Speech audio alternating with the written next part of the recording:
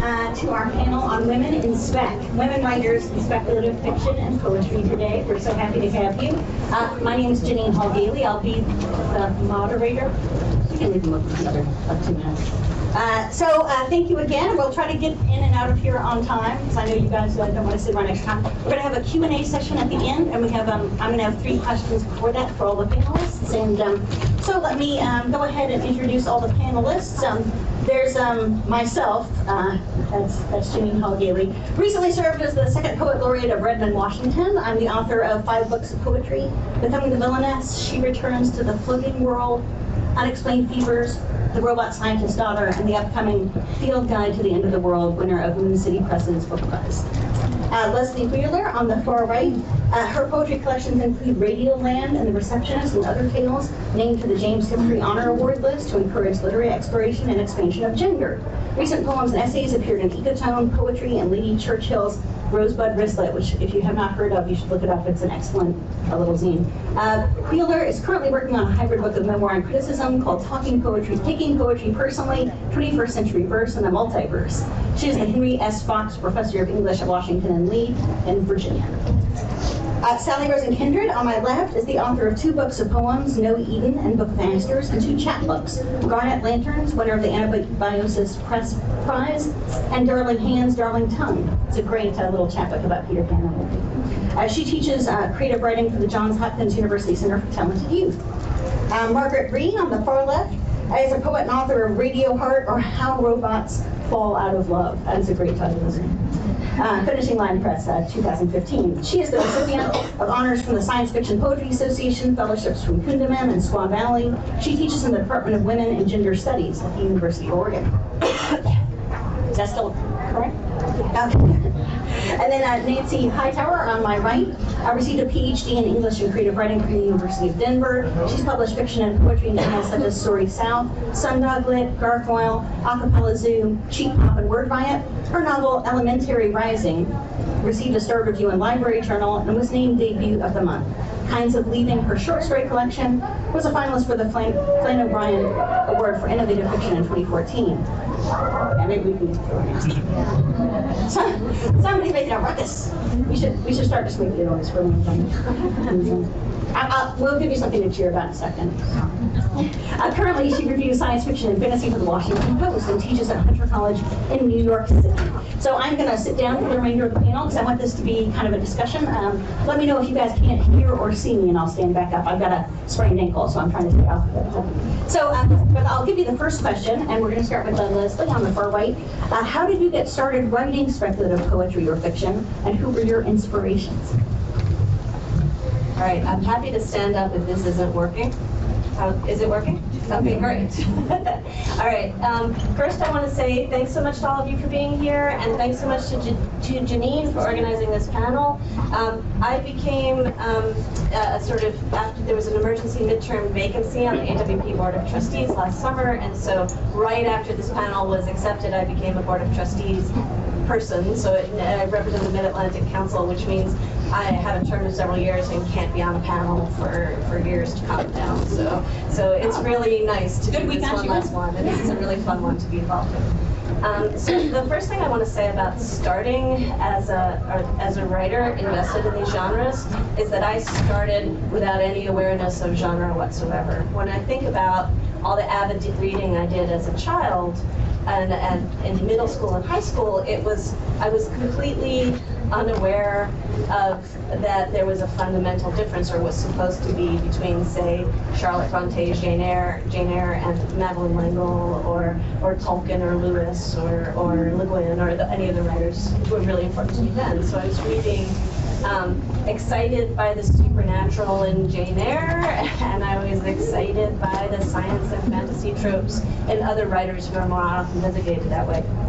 And I think, of course, by the time I published my own speculative collection, I was reading on both sides. You know, on the one hand, Octavia Butler, Diane Wynne Jones, Gwyneth Jones. On the other hand, Margaret Atwood, Michael Chabon, Louise Erdrich. And I continue to think there are various names for the overlap between the categories. You know, it could be slipstream, new fabulous, transrealist, a whole bunch of other terms. But I continue to find that the most interesting, exciting place in fiction as well as in poetry. In my late teens, I turned my writing energy to poetry, and what I was, I think, really attracted to there was how the speculative and the so-called literary were much less firmly divided in poetry. When you think about how poetry is marketed, and of course it's not marketed much at all, but like, you know, you don't have a science, you don't have a fiction, nonfiction division in the poetry section of the bookstore. You know, much less dark fantasy, cli-fi, and everything else, right? So it's it seemed to me that you know, of course, the fantastic is come on in, please sit down. Thank you. Yeah, there's some chairs. Taking your seat. Yeah, thanks. That, of course, there's a lot of mainstream poetry about myths and fairy tales, and the fantastic is really evidently present in epic poetry, where there's supernatural machinery, and even in 20th and 21st century long poems, think of Anne Carson or James Merrill's The Changing Light at Sandover, there is, you know, so there's all this material in long poetry, but I became increasingly convinced that there's a lot of, that lyric poetry is fundamentally about making reality strange. That its dependence on metaphor fills it with weird transformations. Time slips around and works in really interesting ways in lyric poetry. And when you put that together with some of the definitions that have been most influential of what speculative fiction is, you have Darko Suvin saying about science fiction that it's the literature of cognitive estrangement, or Italo Calvino saying that fantasy's best effects reside in an oscillation between irreconcilable levels of reality, or Catherine Hume saying that fantasy is any departure from consensus reality. To me, those are all definitions that resonate very much with what attracts me to lyric poetry as a genre. First lyric poet I fell in love with is Keats, and later came Emily Dickinson and H.D. They all strike me as speculative writers. You know, if you're, at least one can read them that way. I will say I also fell in love with writers for whom that label is much more of a stretch. Gwendolyn Brooks is one of my all-time favorites, and she's firmly focused on this world, and you know, with the hoping that her poetry will affect social change.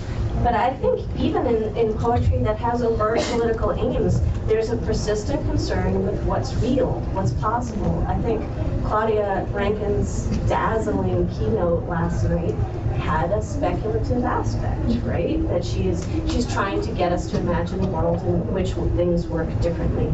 And so I keep finding these obsessions in contemporary verse and in journals and magazines, even when it's not labeled that way. That's super. Thank you, Lesley. Oh, can you guys hear me with this? Yes. All right, yes. I'll stand up again. Yes, I will. Sure. I got a sprained ankle, so I'm sitting down when I can't. I know. Perfect timing. Nancy, how about you? Can you all hear me? We're good? Yeah? So I had a slightly different trajectory. The first is that I grew up with Madeline L'Engle and Lord of, and C.S. Lewis, The Chronicles of Narnia, Lord of the Rings, Tolkien. I know the Silmarillion by heart. I learned Elvish at one point, right? Okay, so yeah, I was that geek. But I didn't go off into that into more. It was like I did that, and then I found myself in grad school, and I became a 19th century Americanist, the furthest thing away from speculative fiction you would think. And I studied Henry James. What I found myself though is moving towards Henry James's ghost stories, right? The Friend of the Friend, or The Turn of the Screw, and he has several of them. And so I found myself always sort of dancing around speculative fiction. Same thing with Edith Wharton. Like Ethan Frome was great, but I loved the eyes, right? Charles Perkins Gilman's The Wallpaper. In college, I remember just being astounded by Isabel Allende's The Stories of Eva Luna.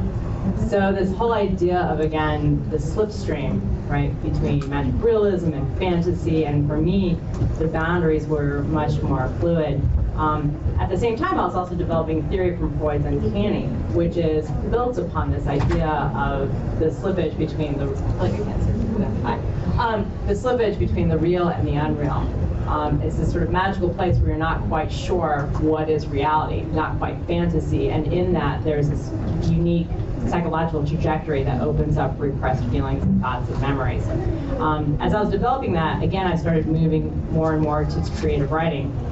I left off my 19th century American dissertation and turned to creative writing. And I took this amazing workshop with Rhee Ducornet at the time. And again, she was known for works like The Stain. She's a wonderful speculative poet and writer. And at one point I was going through all these nightmares, and she says, I want you to write a dream map. I want you to map out this giant dream map. I was like, okay. And she wanted me to draw it right at night, which was a gigantic dream map. And she's like, now make a poem from it. And I was like, oh, this is interesting. This is where I started moving into the realm of speculative poetry. I did this amazing poem called REM, but it gave birth to this other story that I read from Brian Kiteley's class that he had us do on these little exercises based off of his book. And it turned into this speculative short story that turned into my fantasy novel. So they started bleeding into each other, not only the genres, but also, again, the fantasy and the speculative and the uncanny, and to allow more fluid movement, which, again, as a reviewer, I see how oftentimes people want their boundaries, they want the genre, they want it to be defined. And I'm more for breaking open those boundaries, of not seeing things just as science fiction and fantasy and speculative and where they all fall, but again, letting them more in dialogue with each other, both as a writer and a reviewer. That's fantastic. I love that Nancy mentioned childhood favorites, because I think that's where a lot of us get our obsessions with speculative. How many people here became speculative writers because, we never lived as kids, right? All right, that's what I thought too. All right, Margaret, how about you? Can you guys hear me? I'm sorry, I'm feeling really quiet. I might have.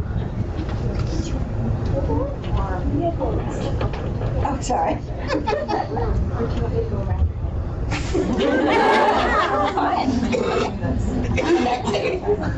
Sorry, is that okay? All right, we're gonna. Can everyone hear me? Yeah. Okay. Cozy.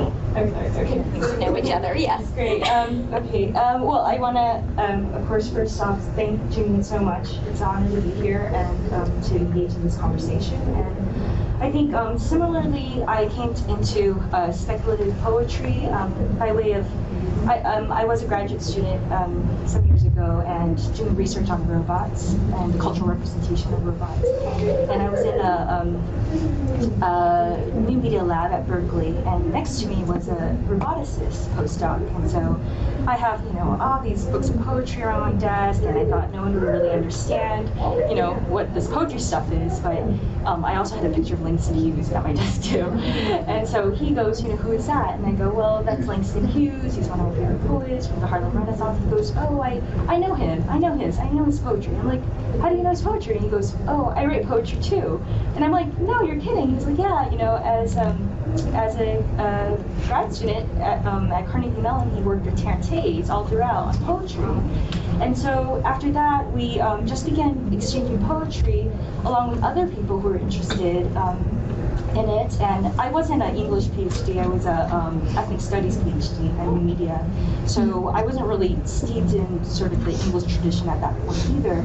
And I think working with my friend Dimitri Vennerson was really awesome, because it kind of opened up that possibility of transgression, in which just because you're a roboticist doesn't mean you can't write poetry, or just because you're a poet doesn't mean you can't write about robots, And so that's kind of how it gave way to my interest in writing poetry, because I was writing research about robots, but I was always a poet and writing a lot of poetry about race and gender and sexuality and queerness and politics, and I found that the speculative became a really fruitful avenue to explore these issues of difference and equality in world building.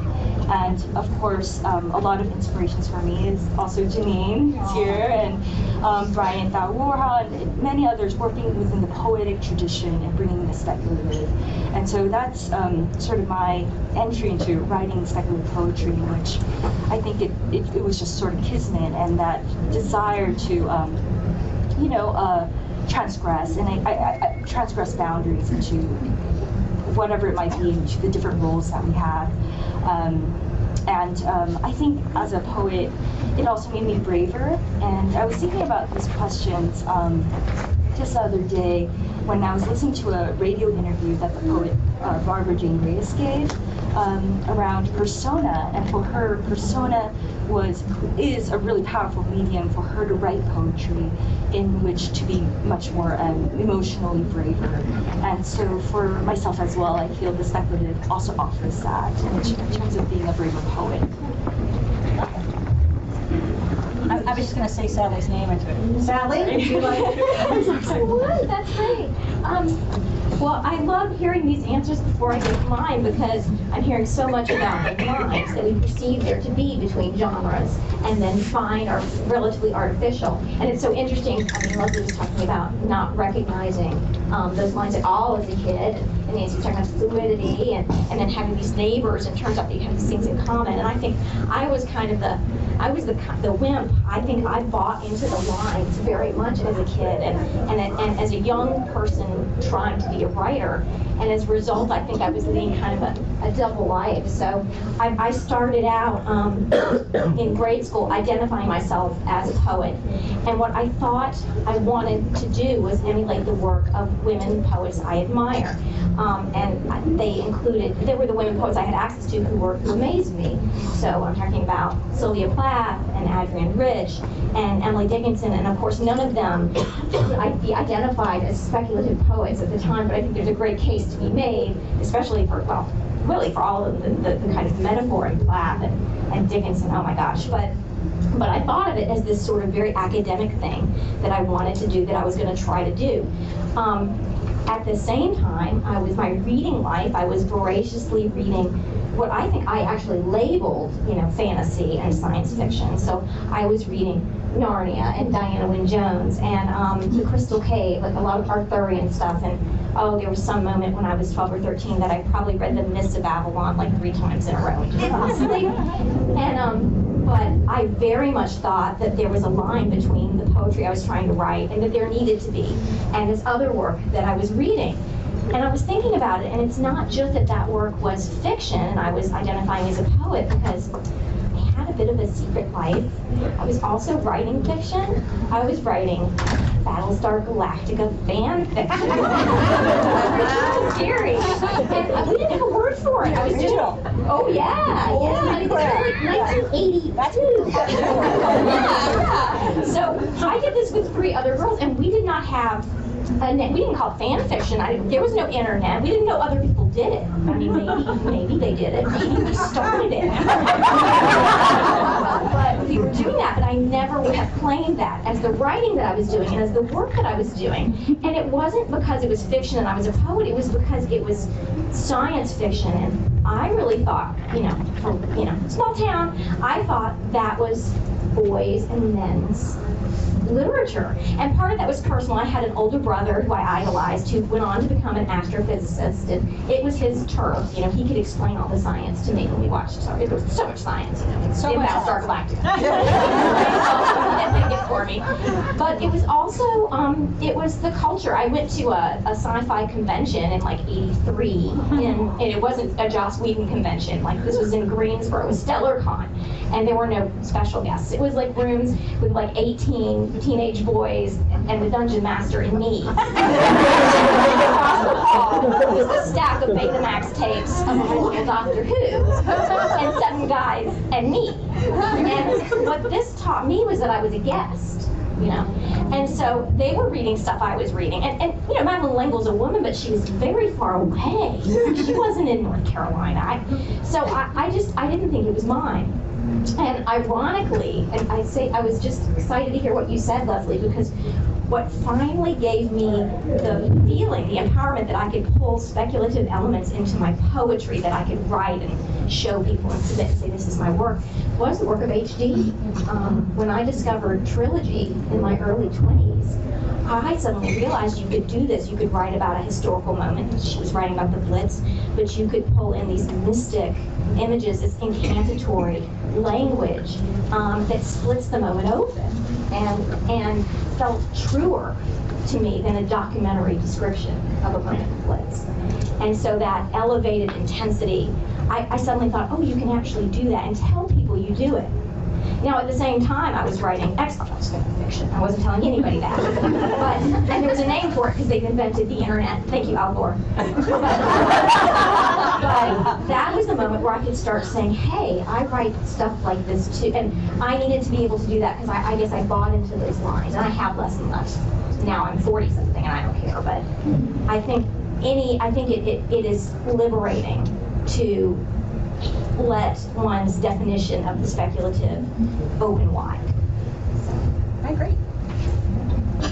Well, those are all fantastic, and I was just going to say, for me, I was kind of like you guys. I didn't know this community existed. So when I was writing in a vacuum, I was at a kind of conservative MFA program at the time, and I was like, so all these professors were like these older white male professors, and I was like, can I write about Buffy the Vampire Slayer? Can I write about, you know, Wonder Woman? That's really what I want to write about. And at the time, this was in the early 2000s, you know, there wasn't a lot of that going around. So I shopped my book around for a while, but I was sort of clueless because I'm like, who publishes speculative poetry? That's a crazy thing. But it turns out, no, there's a huge and wonderful group that some of you may know about, groups like the Science Fiction Poetry Association, which I encourage you all to look up. There's a conference in my hometown of Seattle called Geek Girls Con, which, if you have not been, is totally worth going to. If you're a girl nerd, it's kind of the safest, funnest place to explore all your nerdy stuff. You can cosplay or you cannot cosplay, you know, it's nice. And then I just joined another group called the Horror Writers Association. I was going to tell you guys about that too, because that's a wonderful place. And not a lot of women in it yet, but these are all really wonderful, encouraging communities. And when I finally found, I don't think I found them until, so this guy, Jason Mott, who wrote The Return, is that the ABC? The Resurrected? About the little boy who went back from the dead?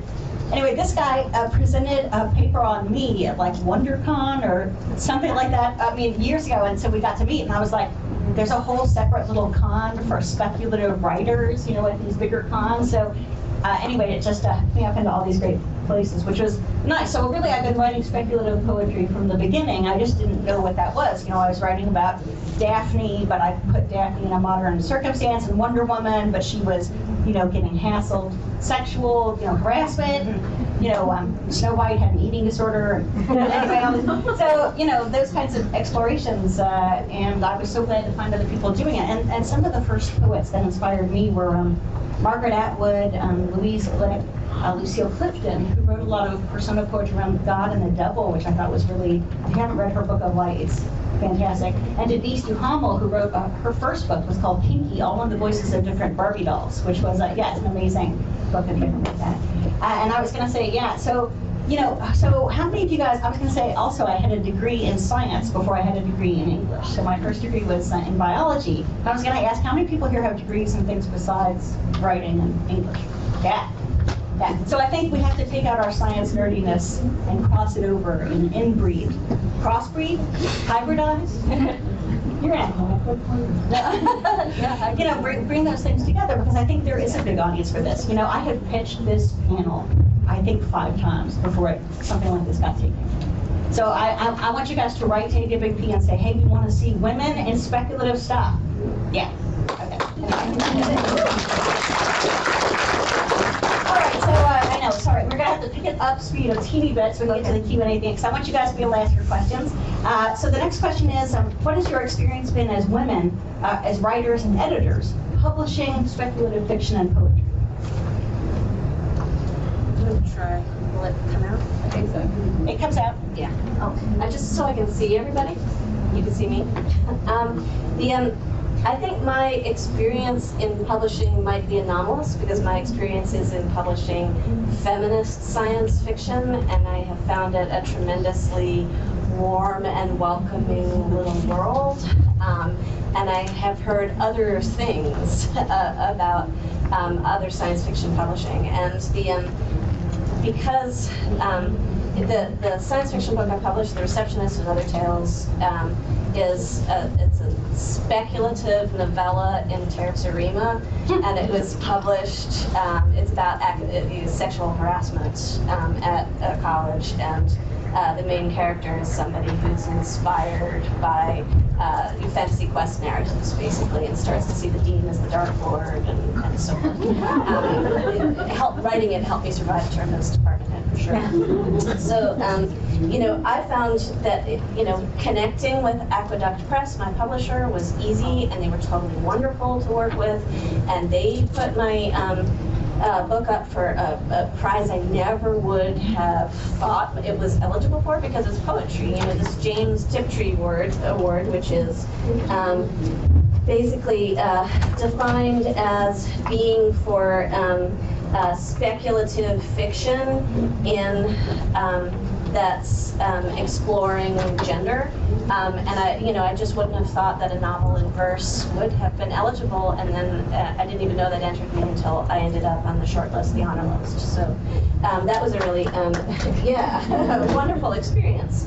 And they told me to go to, I've never been to a con, they told me to go to WisCon, which is, I gather there have been some problems with WisCon since, but I found it a tremendously welcoming corner of the universe. And of course, people who read speculative fiction, they're avid book buyers. I think fans and authors are more present to each other sometimes than they are in other genres, which puts a good kind of pressure on a writer. And we get paid.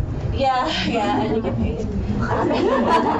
And there's less snobbery that I think that was a shock to my ego in some ways to go to WisCon and realize I built all these credentials in poetry and scholarly publishing, and they mattered to people there not at all, right? Like, my fancy journal names. So, but I think that was really healthy. I think we live in a multiverse, and it's good to remember that the literary world is a multiverse as well. That we're all valuing different qualities in contemporary writing, and that should be true in creative writing as it is in any other universe. And I'll play off a little bit about that. I'm just going to sit up really tall as opposed to standing up. Can't sit up. About the genre community, I live in New York City, and again, it's one of those things where the genre community, I think, is why I moved to New York City. It was so welcoming. As somebody who's gone to now a lot of cons, I would say that it's the most amazing family, that they not only have your back writing-wise, but if one of us falls sick, we go on Twitter, we develop a Kickstarter, we do a GoFundMe, and we will make sure your hospital bill is saved. I've never seen quite any sort of literary family do that, and the quickness with which they do it amazes me. And I would say that in some ways the genre community saves my life every now, not every now and then, but it saves my life often when I think of where do I fall in this sort of field. For my own book, The Acolyte, which re-examines biblical stories from a feminist perspective, so I'm taking all the women from the Old Testament and the New Testament and putting a feminist spin on them.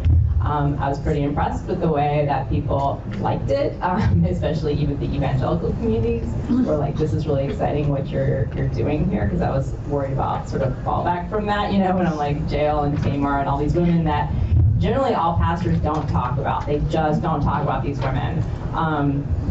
And here I am putting them in the forefront and spinning the stories slightly differently. Forget Abraham, I'm talking about Sarah. And the fact that the speculative community welcomed it, the evangelical community welcomed it, that it crossed all these streams that, again, are often normally divided and create binaries amongst each other. So I was excited about that. And then the last thing I want to say is, as a reviewer for the Washington Post, I'm so excited for what's coming in the forefront in terms of women in speculative fiction and science fiction. that we have more diverse women authors. We have trans authors, GBTLQ authors. We have, I would say that we're just on the cusp of this exciting time with presses like Aqueduct, right? Where it's no longer the gatekeeper, you know, of all white men at the top, you know. It's amazing writers like Nora K. Jemisin is coming on, Sophia Samatar, Maria Headley, you know, Bo Bolander. I mean, I can like just start going off and how many. And they're just in the starts of their careers. I mean, the next 20 years is going to be fantastic.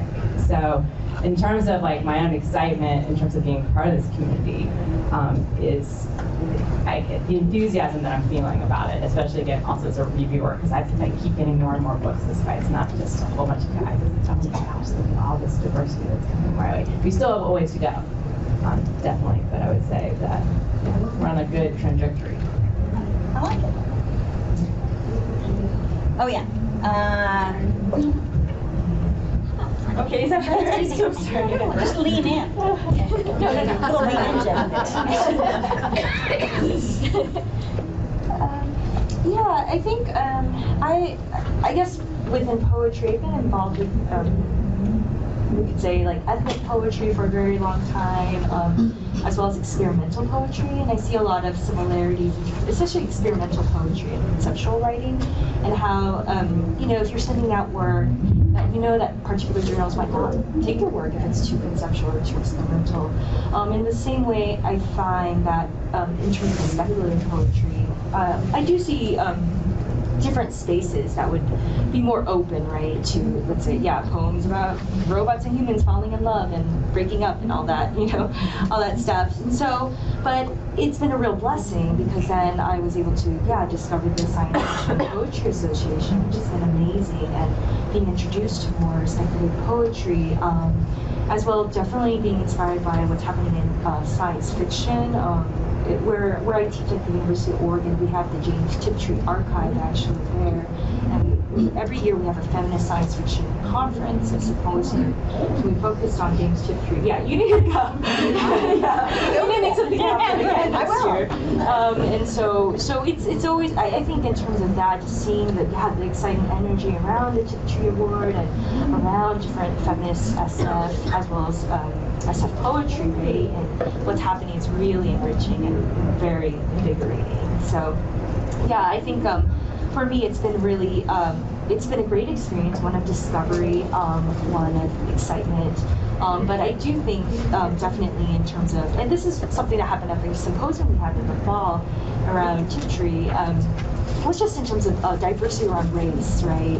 At the conference, we had very few people of color at the conference, right? So that's also a kind of concern for me as someone who's very interested in diversity. And so how do we also diversify speculative fiction and speculative poetry and feminist SF spaces? But again, it was such a great space because everyone was so committed to that discussion as well. So that's also what happened. So I think with people who are interested in the future, interested in world building, I mean, it's just the possibilities of, you know, coalitions and making the world better is always there. So it's been really great.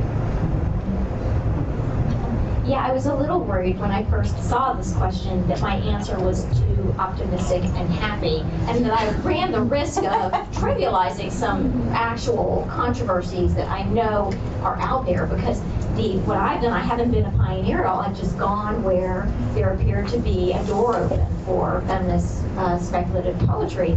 And when you walk in the door, it's a great room. It's a great place to be.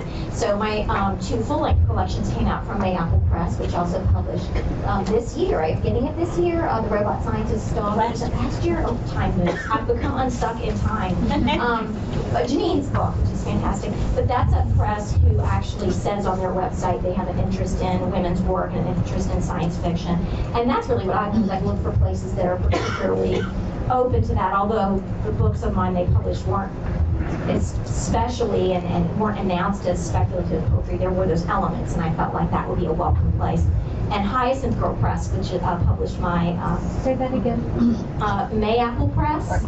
And Hyacinth Girl Press, which is a chapbook, a micro press, published my chapbook, which was about girls of Neverland, so Tiger Lily and Tinkerbell. And they too, in their mission on their website, say they have an interest in science, spirituality, and they really love outer space. So and they were a feminist press. I went to the right place. So I think if you do that, there's all kinds of journals that exist now that are so rich with terrific things to read, and I would suggest Goblin Fruit. A lot of these have great online content. Goblin Fruit and Stone Telling, Strange Horizons, yeah, that's on the list too, and Stone Telling, and Mythic Delirium is a print journal. But all of those are so wonderful to read, and the editors are great. It's like it was really exciting to be accepted by Strange Horizons, but I almost like my rejection just as much because the editor suggested places I should send each piece. Oh, Told me why. I mean, she was really opening the landscape for me. I know, send there. That was Sonia Top, am I mispronouncing? Sonia Top, yeah. Terrific poet. But she said, it was the most generous rejection I've ever received, and told me what to read next, basically. And if you're looking for kind of, a great new place to go, who to read next, all these new authors coming in, there was Aqueduct did an anthology called The Moment of Change. It's feminist, speculative poets that include a lot of people whose names I heard through Sophia Samatar, and also Amal El, whose name I may mispronounce, I love her poetry. And it's very intersectional, so I'm similarly excited about the community and the warmth of it. I love hearing these stories. I was going to say, for me, when I first started out, it was not so friendly. So I got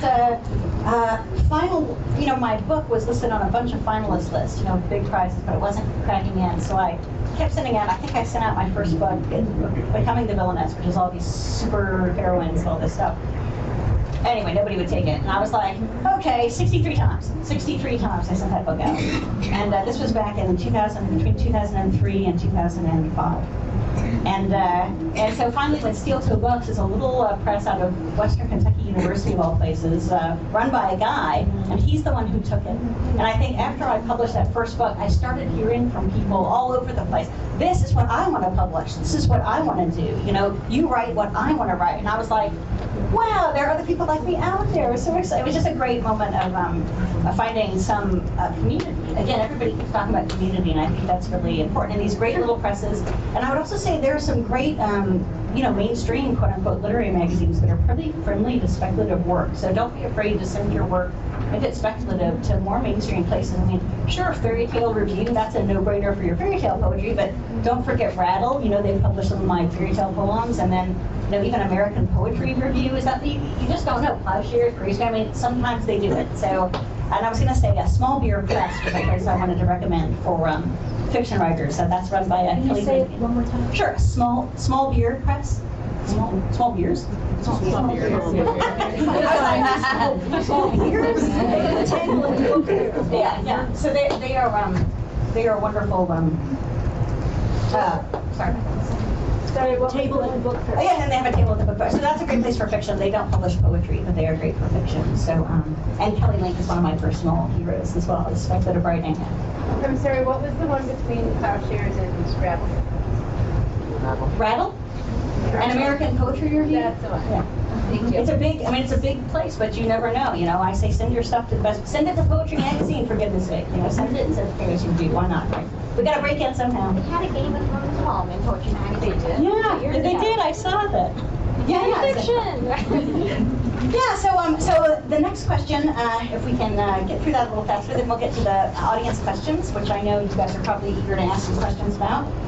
Talk about your biggest success and your biggest frustration with the speculative writing scene. Yeah, I'm going to start with the negative and move to positive. My frustration is really not within speculative. Speculative world. It's the knee-jerk rejection by a lot of literary people to the idea of genre. That when I first published The Receptionist and other titles, in particular, in the AWP book fair, I would bump into people I knew slightly, and they would ask me what I was up to, and I would say what I was doing, and I got two very polarized responses. There were some people whose faces would just light up and say, "Oh, I want to know more about that," and then there are some people who would just blanch and back away slowly. You publish what? And you know, I just wish that, you know, I think there's really good and bad speculative stuff. There's good and bad so-called literary stuff, and I just wish people would read and make up their own minds. And you know what Jeannine was saying about the fact that, you know, all this there is poetry that is speculative, that is and fiction as well, that's going undercover in mainstream magazines. When I was preparing for this panel, I had the March issue of Poetry Magazine on my desk. This is just one issue. It contained multiple references to ghosts and fairy tales, one mermaid, two allusions to the planet Mars, lots of gods, and this amazing poem by Kwame Dawes about that had involved a strange vision of a horned creature. You may or may not believe that, I'm not sure. But you know, my point is, like, I think Don Scher is actually an editor who is really friendly to that material. And I think there are a lot of others out there, and you kind of just have to figure out who they are. And I would say that in terms of success, I mentioned the tip tree and how exciting that was, but just the fact that Ursula Le Guin learned my book. She has, I don't know her at all, and she has this thing on her website saying that she will not look at novel manuscripts, but she will read one poem. So I sent her one poem, and I asked if she wanted to look at the manuscript, and she looked at it, and she liked it, and I just feel like, you know, if I entertained Ursula Le Guin for 1 hour, I could die. And I'll play off first the negative too. Yeah, you still see these kind of old wars between the genre, and that's not real literature. I mean, even my reviews in the Washington Post are little blurbs. They're not the full-length 300-word reviews. And you kind of go, all right, well, but at least it's starting. You know, 3 years ago, they didn't even have a roundup, a science fiction and fantasy roundup, you know, about science fiction. So now they do. But it also feels like at times people go, we don't want you in our sandbox, right? And you know, this is science fiction and that isn't, and you see these kind of wars and drawing the lines, and I get often frustrated when I see that either on social media or even in response to some of my reviews. People will be like, well, that's not hard science fiction, and that's not fantasy, and they quite don't know what that is. You know, when I review Helen Oyemi's or new book or Jen Burdett's new book. And so, but I again think we're still in this place of change, right? That it's crossing over, and that it's going to look messy for a while. I think the next 10 years are going to just be messy and wonderful and ridiculous in a way, and to kind of be like, all right, it's going to get blurry, and we just have to reside in that and be okay with it. And also just the hope that because people are wonderful, because we all crave community, and once we discover communities, we're like, oh my gosh, I'm not alone. I think that's a beautiful thing about writers and communities. I'm not the only one, right? And we need that. It's so special and wonderful and wondrous. And I think with speculative fiction, it opens up that door in ways you don't expect. There's magic there, is the only way I can describe it. In terms of successes, you know, I've been like really impressed with the way people taken my poetry that's based on biblical characters. So like Strange Horizons took Jael and Tamar. Like, and so many I was like, you know who they are? She's like, they're my favorite characters in the Bible. I'm like, oh my gosh! Like, I thought, do I have to explain this poem? Because Jael's the one who spikes a man's head, nails a man's head into the ground to kill him. And you kind of feel like you need to give some sort of, you know, background to that. But I didn't. And, you know, Cricket Spindle published my poem She, which is based off of a character in Judges, and places like Forge or Neon. It's all these places that I was like, well, they're in between speculative and literary. They started taking the poems. And so I was like, you know, there might be a book here in a way that I would never have thought to make a book about the Old Testament reimagined. And also places like Word Riot. There's lots of, I would say, the smaller presses that love hybrid poetry that are breaking the bounds of what we think of in terms even of fiction. I would say they're open-minded to other forms then of the mixing of genres and to really sort of look at all those nice little small mags like Rhee Spindle, which is with Appius books, right? And so they're becoming so much more friendly to me. Without just doing your homework, kind of going, okay, well, where does Sophia Samatar, publish, and looking at Lightspeed, or where does Maria Headley publish, or where is Nora K. Jemisin going for her short fiction, things like that. So it's the internet's a beautiful thing. I think again that's one of the key aspects of, oh yeah, I can find it now, whereas before you couldn't. I agree. Oh, sorry. You know what? I forgot about this. Right now.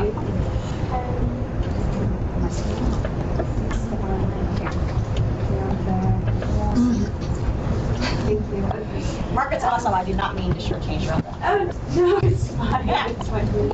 I guess I will echo some of the frustrations in terms of science fiction or the speculative not being taken up as seriously. I know this was a discussion that came up at the Tiptree Symposium as well, in terms of the editors of Aqueduct and SF were there and talked about the mass appeal of cinema and science fiction cinema versus the literary, and sort of that kind of tension where there might be bigger mass appeal in terms of science fiction within cinema, but not as much in terms of literary.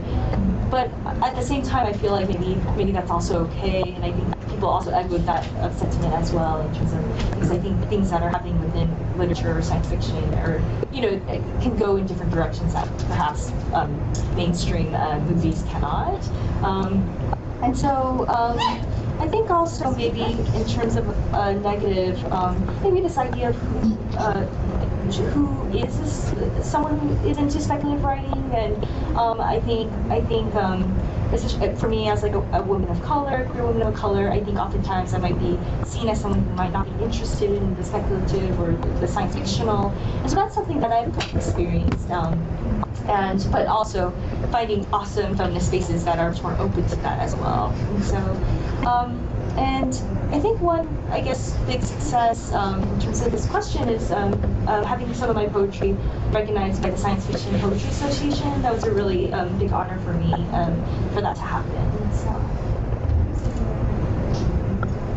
I'll start with the frustration too. I'm not very frustrated. And but I think it's because I feel like it's because I can afford not to be frustrated. I know people who write speculative literature who are trying to get tenure. And maybe these publications aren't taken as seriously. They're competing with other people trying to get tenure who are writing work that's not speculative. I'm not naming names here, but I keep hearing this, and when I hear it, I realize that I'm not on the tenure track. I'm teaching middle school kids online. They love it when you say that you write. I'm great about that stuff. So I think there are people whose careers are somewhat dependent on literary writers. Right, speculative literature being considered legitimate, and so I do think it's unfortunate and can be harmful in that way. It's not. I don't have to cater, so I guess it's a privilege in a way. But I can be frustrated for them, and I am. And in terms of success, I haven't had any success, so this is the short answer. But it's all relative, right? But a thing that happened to me, I wrote this chapbook of poems about Neverland, and I was writing it alongside, writing a book that took me 6 years to write, and I loved it. I was really into it. I read it for about a year, but I thought no one is going to care about this at all. And it was awesome. I'm not saying, I bought a beach house with my proceeds or anything, but people read that chapbook, and one thing that happened was people who don't normally read poetry, people I know in my life who I'm just chatting with about Buffy or something, find out that I've written this chapbook, and they don't want to see the other stuff, but they want this chapbook. And the other thing that's happened in this chapbook is I've gotten emails from people I don't know at all who just got somebody suggested they read this chapbook, or I was honored. It was nominated for an Eldon Award by the Science Fiction and Poetry Association, and that led to when it was voting time, people asked to see it, and it didn't win anything, but people wrote me emails after they read my chapbook from the beginning to the end, which I don't get a lot of emails like that about my full-length books. So it has been exciting to me in terms of, I think it's a broader readership, and that's been thrilling. All right, well, really quick, I was gonna say something in response to something I think Nancy said, but I was saying, and there's so many award-winning speculative writers now. They can't be prejudiced against it anymore, like Haruki Murakami and Michael Chabon and Junot Diaz. And I was like, wait, those are all men. So I think that's one of my frustrations. And I think it's getting legitimized, right? But it's getting legitimized mostly by male writers. Maybe that's okay, maybe there'll be crossover, but I'd like to see so that's one of my frustrations. When I was a Redmond Poet Laureate, we had to have a motto, when you pitched the city, what we were going to do, and my motto was geeks for poetry, poetry for geeks. So the idea was to outreach to people who weren't necessarily poets. We're computer programmers. My husband's a computer programmer, my dad's a robotic scientist, so I was like, how can I reach out to people like these guys, and find something they would be interested in, and something that would draw them. Poetry is not just for dead white men, it's not just about New England farms with snow. That's what I want people. If I had like one mission, I'm like, I taught as a professor for a couple of years, and I've been going out and doing these outreach things with the Redmond Poet Laureate program, but I was thinking, if I have one thing, that's what I want people to know. I said, poetry is for you. It can be interesting, it can be fun, and it doesn't have to take itself so seriously. And at the same time, I think, these guys have been talking about this, but the issues of diversity and gender and world building in a way that isn't just structured for the patriarch, whatever. So and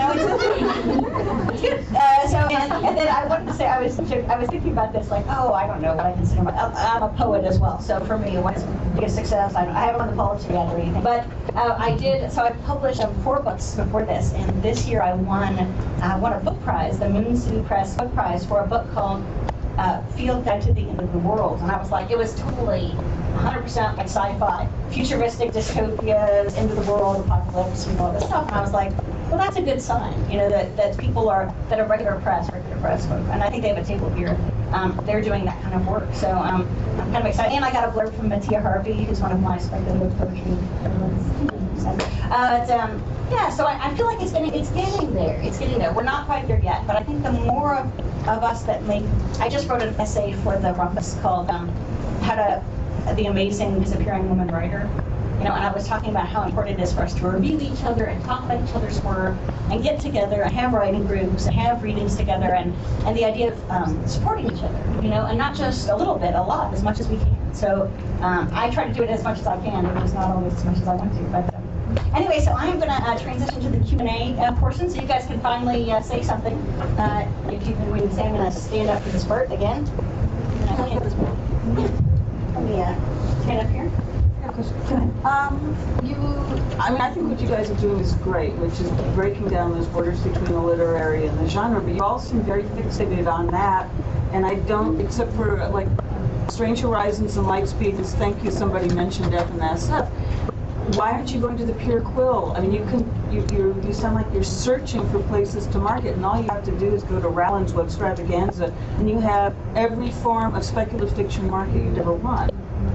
Yeah, the resources are out there. They might not be easy for people to... It's really easy. Just go to Rowland's Webstravaganza, and it's got semi-pro, it's got pro, it's got For the Love, it's got book agents, it's got, people who are anthologies. I mean, Let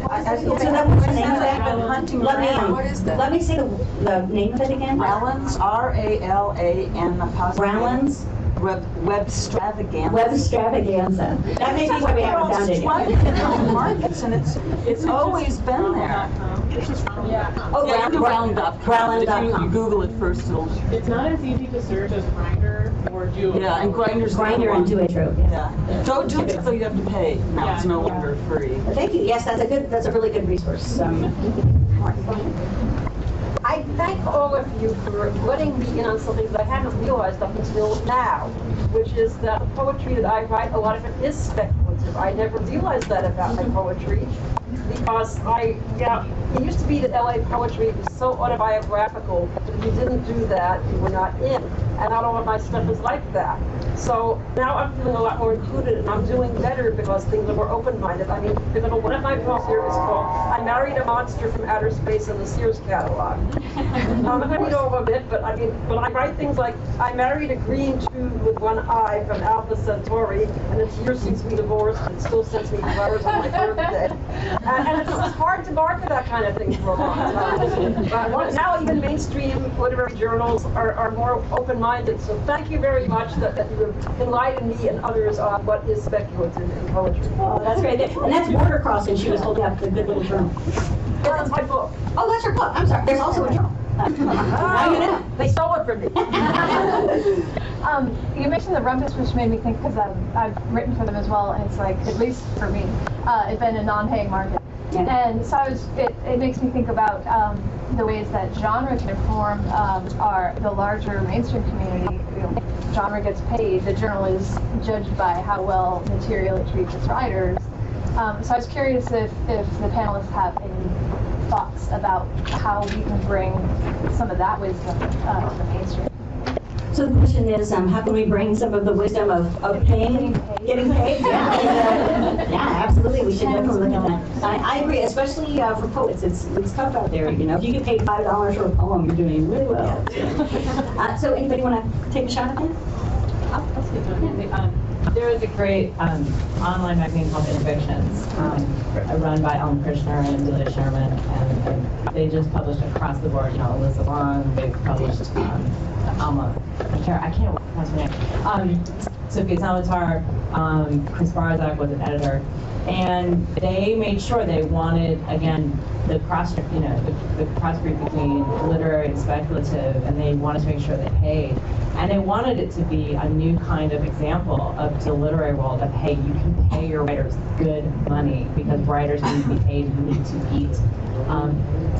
The bummer thing about that, though, is just keeping it alive and how to keep it self-sustaining and Kickstarter. And right now they're in the middle flux of how will they keep Interference alive.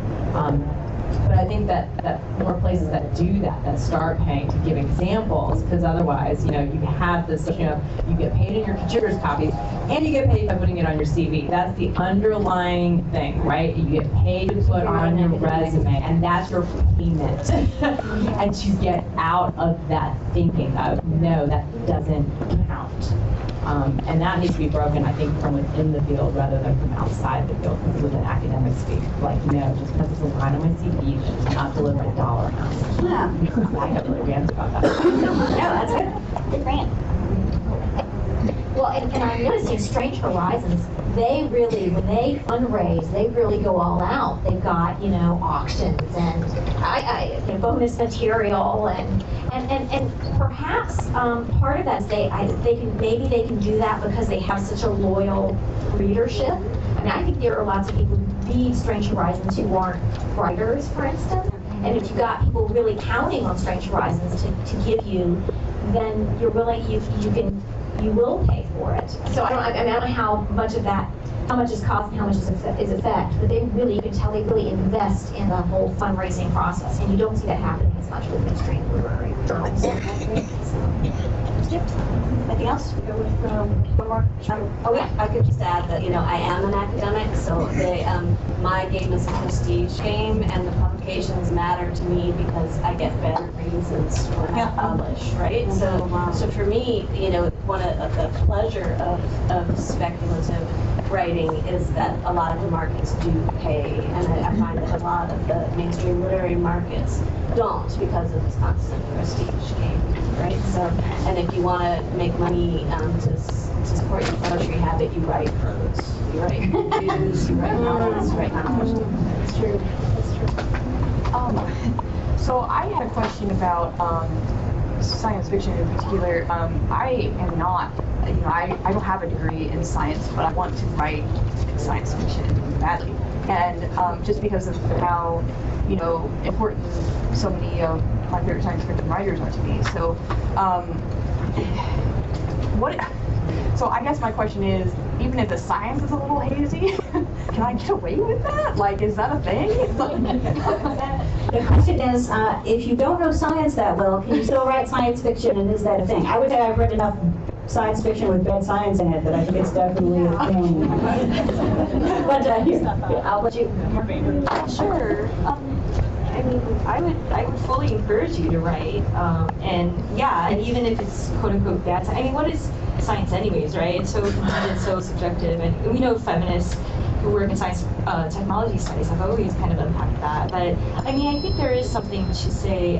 Charlie J. Anders has a great article on world building on IO9 that might be of interest.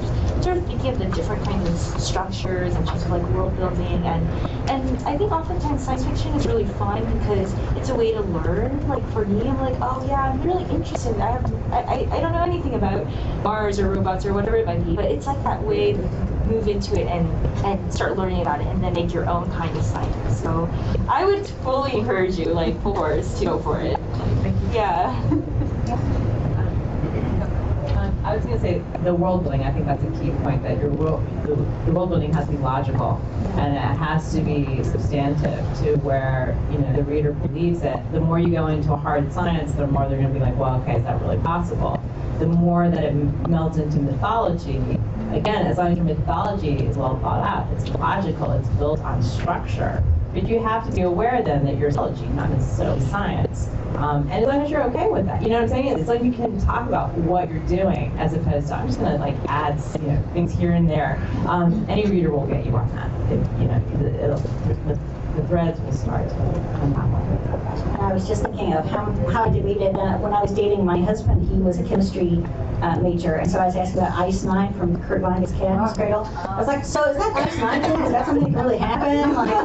Like, so we will ask, but that's the thing. I mean, your audience will ask questions, so you want to research it as much as you can, I think, and get a good base of the subject you're writing about. But I think it's doable. I think lots of people do it. So maybe time for one more question. Hi, this question's kind of specifically for Margaret.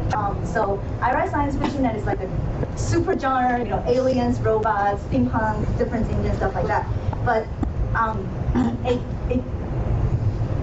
it's not distinctly Asian. And the issue I'm having is that in the landscape right now, there's very few Asian American voices, and I am Asian American, and I feel this pressure that like I should be like showing the landscape that I am Asian American, showing my voices, but my work is not necessarily that. So do you ever feel the pressure that you have to be the champion of your race, but that your work is not the champion of your race, to write about Victorian England and stuff like that? Like, do you ever feel the pressure of that, and how do you feel that? Yeah, no, thanks for your question. I mean, yeah, no, I mean, first of all, your work sounds excellent and sounds amazing, so I'm super excited to engage with it. And yeah, I think that's a burden, right, of being someone who's Asian American or a person of color, right, or a woman, right, having this burden of quote-unquote representation. And I think, I mean, for me, I feel like a lot of Asian American writers doing science fiction are so interesting and doing so much about unpacking issues around power, but in ways that are not explicitly about race, which is actually, to me, is really fascinating, right? Like, in terms of thinking about your work and like Larissa Lai's work, like other kinds of Asian diasporic writers who are doing that. So, and for me, I really went into speculative writing because I kind of wanted to address, these issues by way of the fantastical or by way of the science fictional, and that was kind of my outlet to be, braver emotionally and braver in terms of addressing demarcations of difference. So I would say definitely, even as an Asian American writer, you should write whatever you want to write, because you're also a writer, and I think all of our identities are so complex, and we're so, Asian American is just one, I think, identity, but there's so many different identities you could be into, like being a speculative writer or being really into like eating blackberries. I really like blackberries. I really like going apple picking now, because I live in Eugene, Oregon. So, so I would, fully encourage you. And, if you ever want like an interlocutor or support, like I would love to talk to you more about this. Yeah. Well, I just wanted to say thank you so much for all of you for being here. And I wanted to do one thing before we left, because of the ruckus the other group caused. I wanted to cause a ruckus before we leave. So, a round of applause for these guys.